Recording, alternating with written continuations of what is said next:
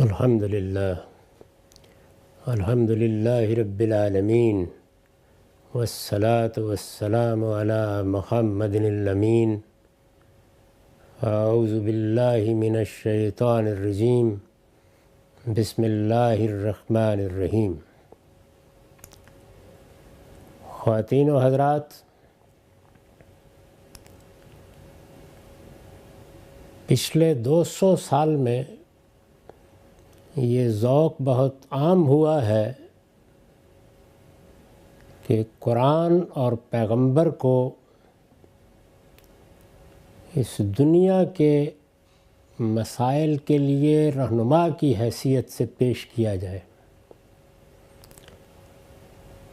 اس بات کا بھی ایک مقام ہے، لیکن اس کی لے ایسی بلند ہوئی کہ لوگ اب اللہ کے پیغمبر کو بھی ایک سیاستدان، ایک جرنیل، ایک مصلح یا ریفارمر کی حیثیت سے دیکھنا پسند کرتے ہیں۔ میرے نزدیک یہ قرآن اور پیغمبر دونوں کی تصغیر ہے۔ اللہ تعالیٰ نے نبوت کا سلسلہ جس مقصد سے شروع کیا اور کتابوں کے نزول کا جو باعث قرآن میں بیان کیا،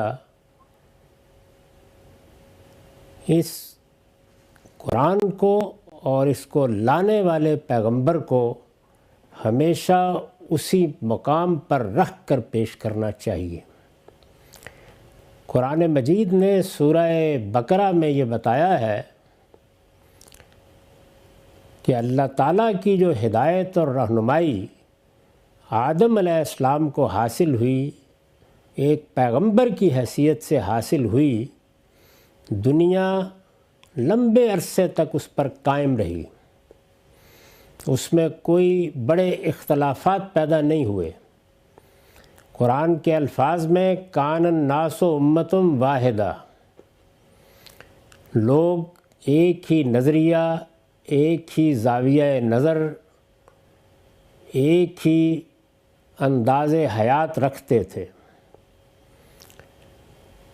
ان کا ان کے پروردگار سے کیا تعلق ہونا چاہیے، ان کی حیثیت کیا ہے، ان کا انجام کیا ہوگا، اس معاملے میں بالکل یکسو تھے۔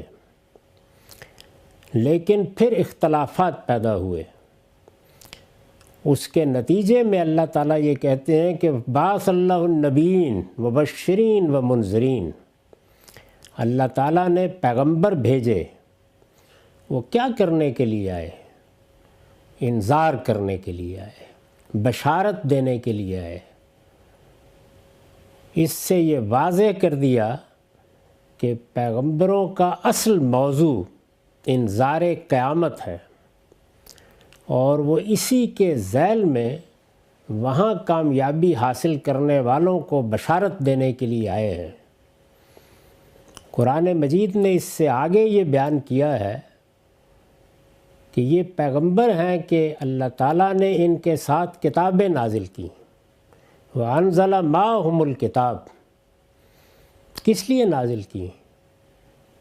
کہ وہ کتاب لِيَحْكُمَ بَيْنَ النَّاسِ فِي مَا اخْتَلَفُوا فِيهِ، لوگوں کے مابین جو اختلافات پیدا ہو گئے، اصل حقیقت کے بارے میں، اس کے متعلقات کے بارے میں، اس کے لوازم کے بارے میں جو اختلافات پیدا ہو گئے، ان کا فیصلہ کرتے ہیں۔ یہی چیز ہے جس کو ایک دوسری جگہ سورہ حدید میں اس طرح بیان کیا ہے کہ ہم نے اپنے پیغمبروں کو بینات کے ساتھ بھیجا اور ان کو وہ میزان دی جو ہر چیز کا فیصلہ کرے گی۔ اس لیے دی لِیَقُومَ النَّاسُ بِالْقِسْطِ، تاکہ لوگ دین کے معاملے میں، پروردگار کی ہدایت کے معاملے میں ٹھیک انصاف پر قائم ہو جائے۔ اس بنیادی بات کو پیغمبر کے بارے میں گفتگو کرتے ہوئے یا قرآن کے بارے میں گفتگو کرتے ہوئے ہمیشہ پیش نظر رہنا چاہیے۔ چنانچہ میں جب قرآن مجید کو اس زاویے سے دیکھتا ہوں تو یہ حقیقت بالکل واضح ہو جاتی ہے کہ قرآن کا موضوع انسان کے مہمات مسائل ہیں۔ وہ مسائل کیا ہیں؟ اگر آپ دیکھیں تو یہ معلوم ہوتا ہے کہ قرآن سے پہلے سقراط و فلاطون سے جو فلسفے کی تاریخ شروع ہوئی وہ ایک ہی چیز پر ارتکاز توجہ کیے ہوئے تھی، اور وہ وجود کا مسئلہ تھا۔ یعنی یہ جو بینگ ہے، یہ عالم اور اس عالم سے ماورا اگر کوئی قوت کار فرما ہے تو اس کو ایک حقیقت مان کر اس کی توجیہ کرنا، یہ سب سے بڑا مسئلہ تھا، صدیوں زیر بحث رہا ہے۔ اس نے فلسفے کے بڑے مکاتب پیدا کیے ہیں۔ اسی کی ایک جہت وہ ہے جو صوفیانہ مذاہب میں ہمارے سامنے آتی اور وحدت الوجود اور وحدت الشہود کے تصورات پیدا کرتی ہے۔ یہ قرآن ہے کہ جس نے ہماری معلوم تاریخ میں پہلی مرتبہ پوری وضاحت کے ساتھ یہ بتایا کہ یہ تصور بالکل باطل ہے۔ اس کائنات کے پروردگار کا اور کائنات کا معاملہ ایک حقیقت کے مطالعے کا معاملہ ہی نہیں ہے، یہ دونوں بالکل الگ الگ ہیں۔ ان کا باہمی تعلق خالق اور مخلوق کا ہے۔ یہ عالم پروردگار کی گواہی دیتا ہے اس لیے کہ تخلیق ہے جو خالق کا پتہ دے رہی ہے، لیکن یہ حقیقت واحدہ نہیں ہے۔ اس عالم کی کوئی ایک چیز بھی نہیں کہ جس کو کسی بھی درجے میں، حقیقت کے درجے میں یا تعینات کے درجے میں، ذات خداوندی کے مماثل قرار دیا جا سکے۔ چنانچہ فرمایا لیس کمثلہ شیء، ذہن قدیم ہو یا جدید۔ یہ علم کا بڑا مسئلہ تھا جس میں قرآن مجید نے وہ بات کہی جو بعد میں دیکارت کی زبان سے ثنویت کے اس فلسفے کی صورت میں صادر ہوئی جس نے جدید مغرب کو تخلیق کیا ہے، اور جدید ذہن در حقیقت اسی جدید مغرب کا بائی پروڈکٹ ہے۔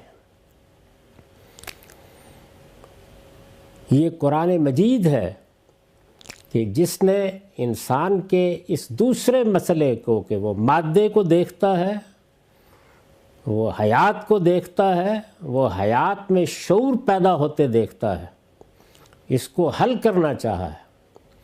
اس وقت تک انسانی علم مادے میں تو بہت دور تک اتر گیا ہے، یہاں تک کہ ذروں کا دل چیر کے اب دیکھا جا رہا ہے کہ ان کی حقیقت کیا ہے، لیکن مادے میں حیات کیسے پیدا ہوتی ہے اور حیات کس طرح باشعور ہو گئی ہے، یہ قرآن ہے جس نے نہایت واضح طریقے پر پورے اذعان کے ساتھ اس موضوع پر گفتگو کی ہے، اور یہ بتایا ہے کہ انسان کی تخلیق اس دنیا میں کس طرح ہوئی ہے، اس میں کیا پروسیس ہے جو مادے اور حیات کی پیدائش کے لیے اختیار کیا گیا ہے، اور وہ کیا چیز ہے جو شعور لے کر آتی ہے، دونوں کا باہمی تعلق کیا ہے۔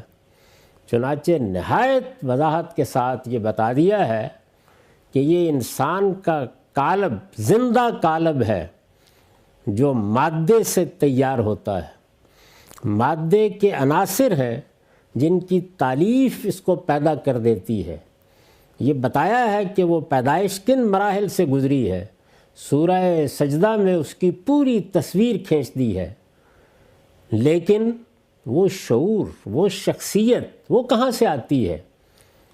قرآن نے بتایا ہے کہ وہ نفخ روح کے نتیجے میں آتی ہے اور ذات خداوندی سے براہ راست صادر ہوتی ہے، اور یہ بتایا ہے کہ اس کا تعلق اس زمین سے نہیں آسمان سے ہے، اور وہی شخصیت ہے کہ جو انسان کو انسان کا یا انسانیت کا یا انسان ہونے کا شرف بخشتی ہے۔ یہ قرآن ہے جس نے اس مسئلے میں واضح رہنمائی دی اور معاملے کو بالکل دو اور دو چار کر دیا۔ علم کی دنیا میں وجود کے بعد دوسری بڑی بحث علم کی بنیاد کے بارے میں پیدا ہوئی۔ علم کیا ہے؟ یہ ہمارے تعامل کا نتیجہ ہے، یہ ارتقاء کے اصول پر آگے بڑھتا ہے، یا اس کی کوئی بنیاد انسان کی شخصیت کی تالیف میں موجود ہے؟ قرآن نے یہ بتایا کہ دوسری ہی بات ہے، اور نہایت واضح طریقے پر صرف انسان کے معاملے میں نہیں بلکہ پوری کائنات سے متعلق یہ اطلاع دی، جانوروں کے بارے میں، یہاں تک کہ شہد کی مکھیوں کے بارے میں بھی یہ بتایا کہ یہ علم ایک وحی کی صورت میں اندر رکھا گیا ہے، الہام کی صورت میں اندر رکھا گیا ہے، اور اصل حکم یا اصل علم وہ اندر ہے، خارج میں اشیاء ہے، ان کو دیکھنے کے ذرائع حواس کی صورت میں انسان کے پاس موجود ہیں۔ یہ حکم جو آتا ہے وہ اندر سے آتا ہے، اس کو زبان تعامل دیتا ہے اور اس کی پریزنٹیشن اور پیشکش ارتقاء کے نتیجے میں آگے بڑھتی چلی جاتی ہے، لیکن علم کی بنیاد انسان کے داخل میں اور خدا کے الہام پر مبنی ہے۔ یہ قرآن ہے کہ جس نے جدید اور قدیم ذہن کو یہ حقیقت جاننے کی طرف توجہ دلائی کہ علم کی اس بنیاد کو نہیں سمجھو گے تو خود علم کبھی کوئی حقیقت بن کر تمہارے وجود کی پوری تالیف کو واضح نہیں کر پائے گا۔ وہ چیز جو کسی شے کو علم بنا دیتی ہے وہ تمہارے باطن کا فیصلہ ہے۔ اس فیصلے کے لیے الفاظ خارج میں پیدا ہوتے رہتے ہیں اور بنتے رہتے ہیں، لیکن ان الفاظ کو معنی خیز بنانے کی صلاحیت بھی تمہارے اندر ودیعت ہے۔ یہ قرآن ہے جس نے یہ بتایا کہ ہمارا یہ امر ان سمندروں اور پہاڑوں اور ہواؤں میں بھی اسی طرح نازل ہوتا ہے۔ اس کو لے کر ہمارے فرشتے اترتے ہیں، اور کبھی کبھی یہ براہ راست نفخت من روحی کے طریقے پر آتا ہے۔ یہی در حقیقت اس حیات کو باشعور کرتا ہے، یہی علم کی بنیاد بنتا ہے، یہی اس کی پیدائش کا اصل باعث ہے۔ اس کو یہاں ہی سے سمجھا جائے گا تو یہ معاملہ حل ہوگا۔ انسان کا ایک اور بہت بڑا مسئلہ اس کا اخلاقی وجود رہا ہے، یعنی انسان کی حیثیت سے مذہبی شعور کی بنیاد بھی اس کے اخلاقی وجود پر ہے۔ یہ اخلاقی وجود کیسے ہے؟ باہر سے تصورات ایک جدلی طریقے پر اخلاقیات کی صورت اختیار کر لیتے ہیں، یا یہ بھی انسان کے باطن کا الہام ہے؟ یہ قرآن ہے جس نے پوری وضاحت اور پورے اذعان کے ساتھ انسانوں کو خبر دی کہ ہم نے جب انسان کا تسویہ کیا، وَنَفْسٍ وَمَا سَوَّاهَا فَأَلْهَمَهَا فُجُورَهَا وَتَقْوَاهَا، یہ بتایا کہ انسان اندھا اور بہرا نہیں پیدا کیا گیا، پہلے دن سے اِنَّا هَدَيْنَاهُ السَّبِيلَ، ہم نے اس کو راستہ بتا کر دنیا میں بھیجا ہے، اور یہ راستہ اس کے باطن میں موجود ہے۔ اس کا تعلق خارج سے پیدا ہونے میں وقت لگتا ہے، اور پیغمبر بھی اپنی دعوت کی بنیاد اسی بات پر رکھتے ہیں۔ قرآن مجید نے ان بنیادی سوالات پر گفتگو کے ساتھ جس سب سے بڑی حقیقت کو انسان کے سامنے واضح کیا، جس کو وہ نبع عظیم کہتا ہے، سب سے بڑی خبر کہتا ہے، وہ قیامت ہے۔ انسان کا مسئلہ وہ ماضی کا انسان ہو، حال کا انسان ہو، اور ابھی جس حد تک مستقبل کا تصور کیا جا سکتا ہے، انسان کا سب سے بڑا مسئلہ موت کا مسئلہ ہے۔ یہ قرآن کا بنیادی موضوع ہے۔ وہ یہ کہتا ہے کہ تم اس دنیا میں اس طرح نہیں آئے کہ بس وجود پذیر ہو گئے، ایک وقت گزار دیا، اپنے باطن پر نگاہ ڈال کے دیکھو، تمہارے باطن کا اتمام اور تمہارے ظاہر کی ناتمامی پکار پکار کر کہہ رہی ہے کہ زندگی موت پر ختم نہیں ہونی چاہیے۔ اس نے بتایا کہ ہاں یہ ختم نہیں ہوگی۔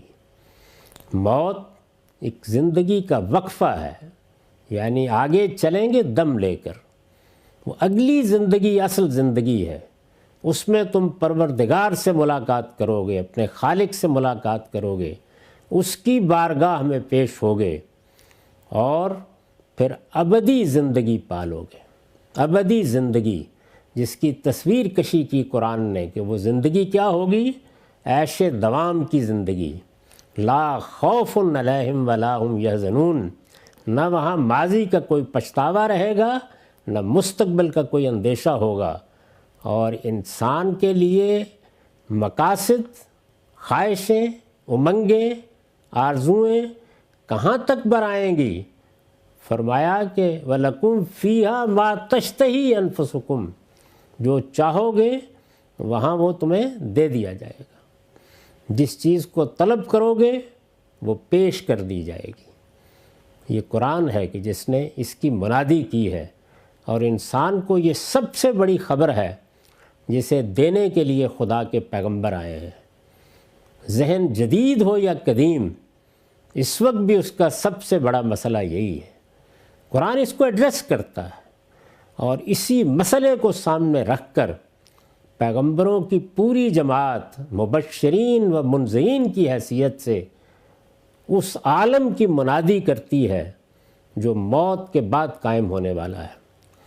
پھر ہمیں توجہ دلاتی ہے کہ آنکھ اٹھاؤ اور دیکھو وہ جنت و دوزخ، وہ عالم جو وجود میں آنے والا ہے، اس کا میٹیریل اور اس کا مسالہ تمہارے اوپر اس کائنات کی صورت میں بکھیر دیا گیا ہے۔